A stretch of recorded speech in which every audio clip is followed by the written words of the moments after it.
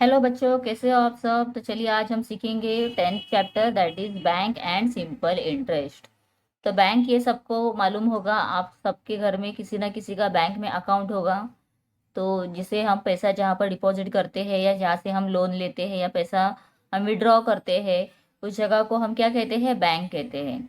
और फिर simple interest क्या होता है, ये भी मैं आप लोगों को आगे बताऊंगी। तो बैंक में हमारे अलग अलग टाइप के अकाउंट्स होते हैं, डिफरेंट टाइप्स ऑफ अकाउंट्स यहाँ पर दिया हुआ है। करंट अकाउंट, करंट अकाउंट कौन सा होता है, जो हमारा रेगुलर मतलब जो भी ऑफिस का वर्क होता है या कोई बिजनेस होता है, तो उसके लिए जो अकाउंट निकाला जाता है उसे हम कहते हैं करंट अकाउंट। ठीक है। और करंट अकाउंट में ना आप लोग कितने बार भी पैसा डाल सकते हो या निकाल सकते हो, उसमें कोई एक रिस्ट्रिक्शन नहीं रहता है कि इतने बार ही पैसा डालना है या निकालना है। लेकिन सेविंग अकाउंट जो है, इसमें आप लोग डिपॉजिट कर सकते हो पैसे। और सेविंग अकाउंट ना हमारा पर्सनल अकाउंट होता है, और इसमें से हम बार बार पैसा विड्रॉ नहीं कर सकते हैं या इसमें डिपॉजिट नहीं कर सकते हैं। तो और बैंक जो है हमारे पैसे के ऊपर हमें कुछ इंटरेस्ट देता है, मतलब हमें एक्स्ट्रा पैसा देता है। जैसे कि मैंने 10,000 रुपया बैंक में जमा कर दिया है, 1 साल के लिए रखा है, लेकिन 1 साल के बाद वो 10 का 10,000 नहीं रहेगा, तो उसमें थोड़ा सा पैसा इंक्रीज होगा, वहां पर पैसा मेरा बढ़ेगा। तो ये बढ़ा हुआ जो एक्स्ट्रा अमाउंट है, एक्स्ट्रा जो पैसा है, उसे हम क्या कहते हैं, उसे हम कहते हैं इंटरेस्ट। ठीक है। तो इंटरेस्ट बैंक हमें देता है उसके परसेंटेज के अकॉर्डिंग। फिर हमारा जो बैलेंस है वो क्या होगा, थोड़ा थोड़ा बढ़ेगा, एक्स्ट्रा होगा। और हम पैसा वहां से विड्रॉ भी कर सकते हैं, जब भी हमें ज़रूरत है हम पैसा वहां से निकाल सकते हैं। तो उसके लिए हमारे पास चेकबुक रहेगा तो चलेगा, या आजकल ऑनलाइन से भी हो जाता है, विड्रॉ कर सकते हैं, या एटीएम से विड्रॉ कर सकते हैं। उसके बाद यहाँ पर दिया है रिक्योरिंग डिपॉजिट अकाउंट।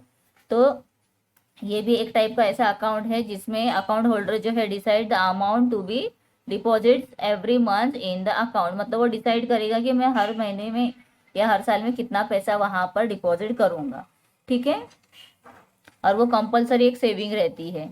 फिर उसके बाद यहाँ पे फिक्स डिपॉजिट दिया हुआ है। फिक्स डिपॉजिट क्या होता है, जहाँ पर हमारा जैसे मैंने 10,000 रुपया कहा, तो मैं अगर बैंक में सेविंग अकाउंट में मेरा पैसा रखती हूँ, तो मैं हर बार जब भी मुझे ज़रूरत है वो 10,000 में से थोड़ा, मुझे 1,000 रुपये की ज़रूरत है तो मैं 1,000 निकाल के ला सकती हूँ। या फिर मुझे 500 की ज़रूरत है तो मैं निकाल सकती हूँ, या अभी मेरे पास और पैसा आ गया है तो मैं उसमें जाके और ऐड भी कर सकती हूँ, मतलब डाल सकती हूँ। वो हमारा सेविंग अकाउंट होता है। लेकिन फिक्स डिपॉजिट क्या होता है, सपोज 10,000 मैंने 1 साल के लिए फिक्स में रख दिया है बैंक में, तो मुझे कितनी भी ज़रूरत पड़ेगी तो मैं वहाँ से वो पैसे निकाल नहीं सकती हूँ, बिकॉज मैंने वो फिक्स डिपॉजिट करके रखा हुआ है। या 5 साल के लिए है तो 5 साल तक हम उस पैसे का कुछ भी नहीं कर सकते हैं, वो बैंक में ही रहेगा। ठीक है। तो इस तरह से अलग अलग टाइप के यहाँ पर हमारे अकाउंट्स होते हैं। और अलग अलग टाइप्स के अभी कार्ड्स होते हैं, एटीएम होता है, क्रेडिट कार्ड होता है, डेबिट कार्ड होता है। ठीक है। ऑटोमेटिक टेलर मशीन, इसे क्या कहते हैं, एटीएम।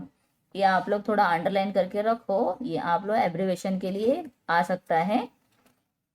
और डिफरेंट टाइप्स के कार्ड पूछेंगे, अगर एग्जाम में कुछ एक्स्ट्रा बुक्स से आता है तो आप लिखोगे डेबिट कार्ड और क्रेडिट कार्ड। और बैंक के अकाउंट्स के करंट अकाउंट्स के टाइप पूछ रहे हैं तो क्या क्या लिखोगे, तो अकाउंट के टाइप्स हैं करंट अकाउंट, सेविंग अकाउंट और रिक्योरिंग डिपॉजिट अकाउंट। ठीक है। और ये फिक्स डिपॉजिट, ये तो एक पैसा रखने का टाइप है, इसे मत लिखो। चलिए अभी मैं आप लोगों को यहाँ पर दिखाती हूँ, हमारा जो बैंक से चेकबुक मिलता है या पासबुक मिलता है, उसके ऊपर पूरा डिटेल दिया हुआ रहता है। तो सबके पास एक पासबुक रहती है, जिस पासबुक में आपने पैसा कभी जमा किया, बैंक में कौन से डेट को आपने पैसा वहाँ पर जमा किया, कितना पैसा जमा किया, और फिर पैसा डालने के बाद आपका टोटल कितना पैसा अभी बैंक में है, पूरा डिटेल में वो लोग वहाँ पर अपडेट लेते हैं। और आपने अगर बैंक से विड्रॉ किया, मतलब पैसा निकाला, तो फिर आपने कितना पैसा निकाला।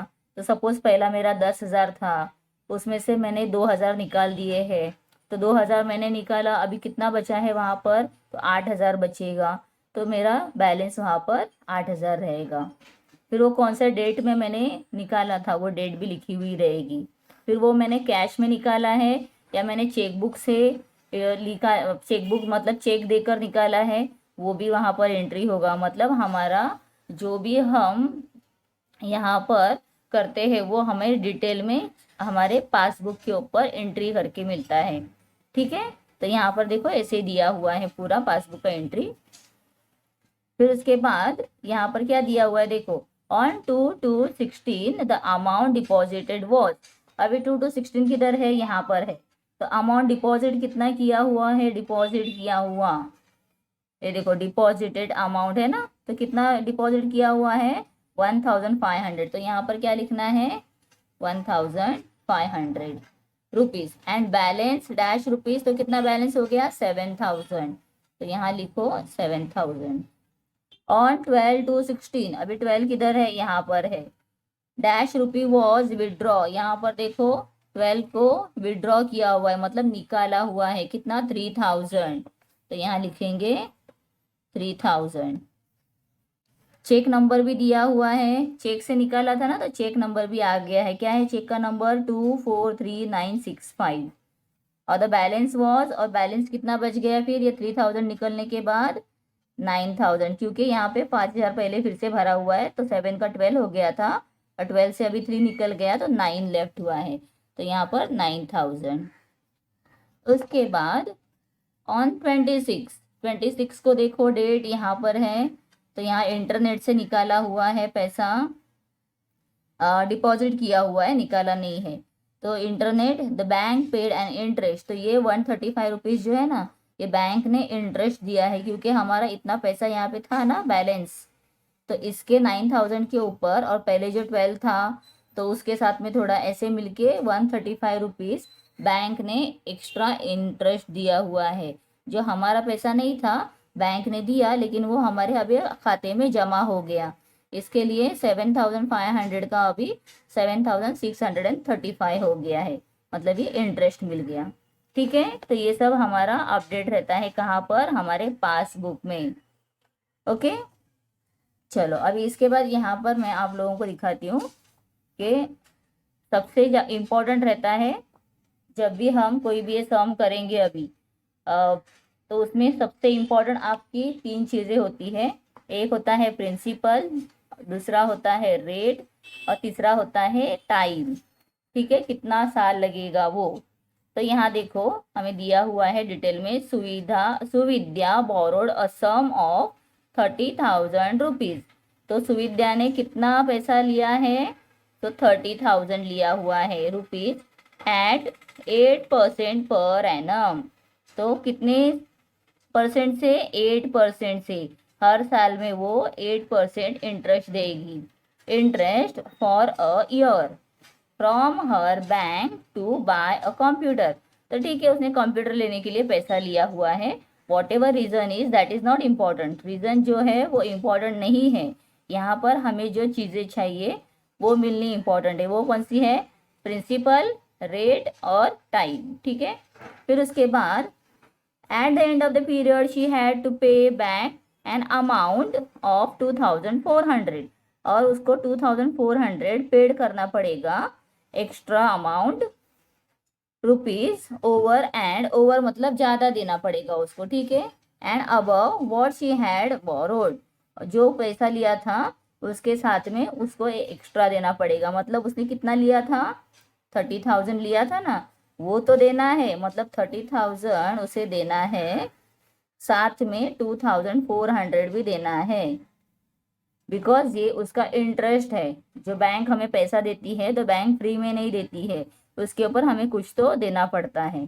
ठीक है, तो यहाँ पर आप देखोगे जैसे हमारे पड़ोसी हमें कुछ ला कर देते हैं खाने के लिए, तो हम खा लेते हैं, ऐसा नहीं कि कटोरी जाके खाली दे देंगे, तो हमें भी नेक्स्ट टाइम भर के देना पड़ता है ना। तो ऐसे ही यहाँ पर हो गया कि बैंक हमें दे रही है पैसे, लेकिन बैंक को हमें कुछ तो एक्स्ट्रा देना पड़ेगा, तो वो होता है इंटरेस्ट। ठीक है, तो यहाँ पर ये जो बैंक से हमने पैसा लिया था वो प्रिंसिपल होता है, जो बैंक से हम लेते हैं दैट इज प्रिंसिपल। जितने परसेंट के ऊपर लेते हैं दैट इज रेट, और कितने साल के लिए लिया हुआ है, यहाँ पर अ ईयर लिखा है, अ ईयर मतलब 1 ईयर, तो ये 1 ईयर जो है ये टाइम है। ठीक है, 1 ईयर का। ओके, अभी यहाँ पर, और ये जो है ये इंटरेस्ट है, सिंपल इंटरेस्ट कहेंगे इसे। Now based on this information, fill in the boxes below. Principal कितना है 30,000, रेट ऑफ इंटरेस्ट कितना मिला है 8, इंटरेस्ट कितना उसने दिया एक्स्ट्रा 2,400, और टाइम कितने साल का है 1 ईयर। तो the total amount return to the bank, जब टोटल पैसा 30,000 और 2,400 मिलकर वो बैंक को देने वाली है, तो दोनों मिलकर जो देती है उसे हम कहते हैं अमाउंट। क्या कहेंगे अमाउंट। तो अमाउंट अभी बन जाएगा दोनों का एडिशन करके 32,400। तो ये टोटल पैसा वो बैंक को 1 साल के बाद रिटर्न देगी। ठीक है, कंप्यूटर का पैसा तो दे दिया, साथ में एक्स्ट्रा इंटरेस्ट भी दिया है। तो अभी अगर आप लोगों को यहाँ पर ऐसे में कहूँगी कि बैंक को हमने रिटर्न दिया, तो हमने क्या क्या दिया, प्रिंसिपल और सिंपल इंटरेस्ट दोनों मिलकर दिया ना, तो मतलब amount is equal to principal plus interest, amount is equal to principal plus interest. ठीक है, तो ये अमाउंट आ गया हमारा। ओके, तो principal plus interest is equal to क्या मिलता है अमाउंट, तो ये अमाउंट है। ओके, नेक्स्ट देखो, अभी यहाँ पर दिया हुआ है next example, Neha took a loan of 50,000 rupees at 12% per annum to buy a 2 wheeler. Okay, 2 wheeler लेने के लिए उसने क्या किया 50,000 रुपीज लिया, तो ये बन गया प्रिंसिपल, ये क्या बन गया फिर rate. And what amount will she return to the bank at the end of 1 year, तो यहाँ पर टाइम कितना है 1 ईयर, तो मिल गया PRT। ओके, तो अभी यहाँ पर क्या दिया हुआ है हमें, 1 साल के बाद उसे कितना पैसा, व्हाट अमाउंट, अमाउंट पूछा हुआ है। तो अमाउंट अगर हमें निकालना है तो सबसे पहला इंटरेस्ट फाइंड करना पड़ेगा। तो यहाँ पर आप देख लो, ये देखिए, so simple interest is equal to P multiplied by R multiplied by T upon 100, ये इसका फॉर्मूला है। P मतलब principal, R means rate and T means time. तो यहाँ पर हम लिखेंगे 50,000 मल्टीप्लाइड बाय रेट कितना है 12 मल्टीप्लाइड बाय ईयर है 1 अपॉन 100। तो ये ऊपर के 0 दो कट हो गए, बिकॉज ऑपोजिट साइड के 0 हम कट करते हैं।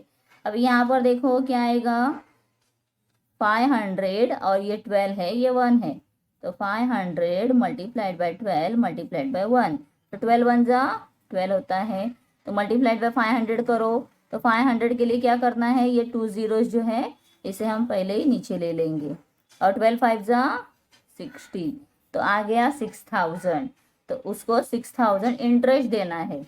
तो अभी अमाउंट क्या होता है, amount is equal to principal plus interest. तो प्रिंसिपल कितना था 50,000 प्लस अभी इंटरेस्ट कितना निकला 6,000, तो दोनों मिलके हो जाएगा 56,000। तो ये आप मत देखो, आप मैंने जो सॉल्व किया है उसे देखो, इसके अकॉर्डिंग आपको सॉल्व करना है ये सब। ठीक है, और ये एग्जाम्पल एग्जाम में आते हैं, तो इसके लिए इन्हें भी आप लोग प्रैक्टिस करते रहो। इसके बाद नेक्स्ट दिया हुआ है, ओके ये बाद में हम देखेंगे, अभी मैं यहाँ पर आप लोगों को प्रैक्टिस सेट 41 जो है, डायरेक्ट प्रैक्टिस सेट 41 ही है ना, अभी 39 के बाद 40 तो दिखाई नहीं दे रहा है, practice set 40 is here. Okay, तो ये प्रैक्टिस सेट 40 जो है मैं स्टार्ट करती हूँ। इन Rihanna, if Rihanna deposit 1,500 rupees in the school fund, ये डिपॉजिट किया उसने, तो ये क्या बन गया प्रिंसिपल, ये परसेंटेज पर दिया है, मतलब क्या बन गया ये रेट बन जाता है फॉर 2 years, तो ये टाइम कितना बन गया 2 ईयर। तो हमें अभी मिल गया है यहाँ पर टाइम, प्रिंसिपल और रेट। तो देखिए यहाँ मैं सॉल्व करती हूँ, प्रिंसिपल कितना है 1,500, रेट है 9% एंड टाइम है 2 ईयर। ठीक है, तो अभी इसके बाद हमें क्या फाइंड करना है, what is the total amount she will gate. So find क्या करना है, टू फाइंड टोटल अमाउंट, ये हमें फाइंड करना है। तो टोटल अमाउंट फाइंड करने के लिए हमें और क्या फाइंड करना पड़ेगा, इंटरेस्ट। ठीक है, इंटरेस्ट भी फाइंड करना पड़ेगा। तो अभी हम यहाँ पर लिखेंगे interest is equal to T multiplied by R multiplied by T upon 100। ये इसका फॉर्मूला है, प्रिंसिपल, रेट एंड टाइम। तो प्रिंसिपल आ गया 1500 मल्टीप्लाइड बाय रेट है 9 मल्टीप्लाइड बाय टाइम है 2 years अपॉन 100। अभी क्या करना है, ये अपोजिट साइड के जो जीरो होते हैं इसे हम कर देंगे कट। तो अभी देखो कौन से नंबर बच गए हैं, 15, 9 and 2। So 15 multiplied by 9 multiplied by 2। तो अभी देखो 15 9 जा कितना आता है, 135। तो 135 मल्टीप्लाइड बाय 2, इसका मल्टीप्लिकेशन करके लिख दिया है, मल्टीप्लाइड बाय 2। तो 2 5 जा 10, 1 कैरी, 2 3 जा 6 एंड 1 7, 2 1 जा 2। तो आंसर क्या आ गया, 270। और सब जगह पे आगे इज इक्वल टू साइन करो और फिर नीचे लिखना है सिंपल इंटरेस्ट या interest is equal to 270. So amount is equal to principal plus interest। तो यहाँ पर प्रिंसिपल कितना था हमको दिया हुआ, 1500। ऊपर भी देखना है प्रिंसिपल कितना दिया है, देखने के बाद ही लिखना है। प्लस 270 इंटरेस्ट आ गया है, तो दोनों का एडिशन करो। सो यहाँ साइड में कर लो, 1500 प्लस 270 है तो यहाँ इसके नीचे लिखो, 1000 के प्लेस पे मत लिखो, 7 7 एंड 1। तो आंसर आ गया है 1770, मतलब 1770। This is amount. So what is the total amount she will get? Total amount she will get rupees, कितना दिया है, so Rihana will get the total amount of rupees. तो मैं लिखती हूँ यहाँ पर, Rihana will get a total amount of rupees 1770। so this is what our answer। Okay, तो इस तरह से पूरा सम सॉल्व करना है। तो पूरा दिखा देती हूँ, ऐसे आप लोग पूरा लिखोगे, ठीक है। तो ये फर्स्ट सम हो गया है। सेकेंड वीडियो बनाऊंगी जिसमें हम आगे के 1 2 3 4 सम्स करेंगे, और जो एग्जाम्पल्स यहाँ पर और दिए हुए हैं वो एग्जाम्पल्स भी हम कंटिन्यू करेंगे। ठीक है बच्चों, तो चैनल को सब्सक्राइब करके रखो और फ्रेंड्स के साथ में वीडियोस को शेयर करो ताकि उन्हें भी हेल्प मिले। चलो bye bye, see you in the next video.